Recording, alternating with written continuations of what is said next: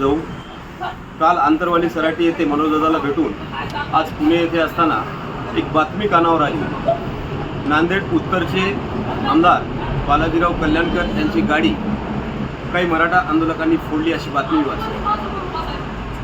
मी ही बातमी वाचल्याच्या नंतर थोडासा शॉक झालो की अजूनही मराठा आंदोलकांमध्ये मराठा युवकांमध्ये जो असंतोष निर्माण झाला आहे, जे तीव्र भावना निर्माण झाल्या, मी या घटनेचं मुळीच समर्थन करत नाही। आणि या माध्यमातून मी माझ्या मराठा युवकांना सुद्धा समजावू शकतो, माझ्या मराठा युवकांना सुद्धा एक सांगू इच्छितो की आपण जरांगे पाटलांनी दिलेल्या आदर्श आचारसंहितेचं पालन करून आपण संविधानिक आणि कायद्याच्या चौकटीतले आंदोलन करावे। कुठल्याही उग्र स्वरूपाचं आंदोलन आपण करू नये। परंतु या माननीय आमदार महोदयांना आणि मुख्यमंत्री महोदयांना सुद्धा या ठिकाणी एक सांगू इच्छितो की ज्या पद्धतीनं मराठा युवकांमधला असंतोष आणि हा तीव्र नाराजी ज्या पद्धतीने आज बाहेर येते ती काय येते याचा विचार सुद्धा आपण करावा। आज तुमच्या गाडीच्या काचा फुटल्या तर तुम्हाला एवढं वाईट वाटतंय, जेव्हा आमच्या आया बहिणीचे डोके फुटले तेव्हा आम्हाला किती वाईट वाटलं असेल या गोष्टीचा विचार तुम्ही एकदा करून पहा।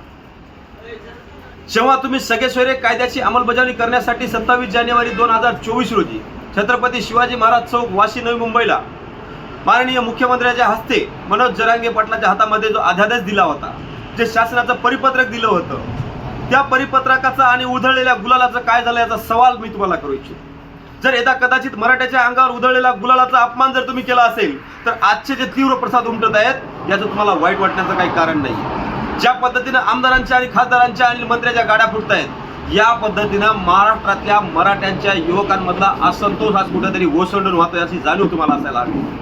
जर यदा कदाचित कालची आचारसंहिता लागण्याच्या अगोदर मराठा समाजाला ओबीसी प्रवर्गातून आरक्षण देण्यासाठी सगळे सोयरे कायदा अंमलात आणला असता तर कदाचित आज ही वेळ आली नसती।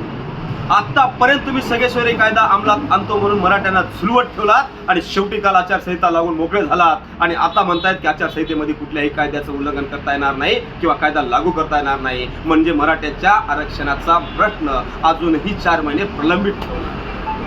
अहो मायबाप सरकार, ज्या आशेनं मराठा समाज तुमच्याकडे पाहतो ना, त्या मराठा समाजाच्या तोंडाला पानं पुसण्याचं काम तुम्ही आज करताय। आणि जेव्हा आमच्या हातून किंवा आमच्या युवकांच्या हातून अशा आमदारांच्या, खासदारांच्या, मंत्र्यांच्या गाड्या फुटतायत तेव्हा त्याच युवकांना जेलमध्ये टाकण्यासाठी घातक गुन्हे दाखल करतायत। ही वेळ कोणी आणली आणि का आणली ह्याची कारणमीमांसा होण्याची विचार करण्याची गरज आहे। मला या घटनेचा समर्थन म्हणून मी आजही करणार नाही, परंतु या घटना का घडतायत याचा विचार या राज्य सरकारने करावा आणि तात्काळ मराठा आरक्षणाचा मुद्दा निकाली काढावा। येणाऱ्या काळामध्ये लोकसभेच्या इलेक्शनला किंवा लोकसभेच्या निवडणुकीला सामोरे जाताना मराठा युवकांची खरी ताकद काय हे तुमच्या लक्षात येऊन जाईल। एवढंच या ठिकाणी सांगतो आणि थांबतो। जय जिजाऊ, जय शिवराय।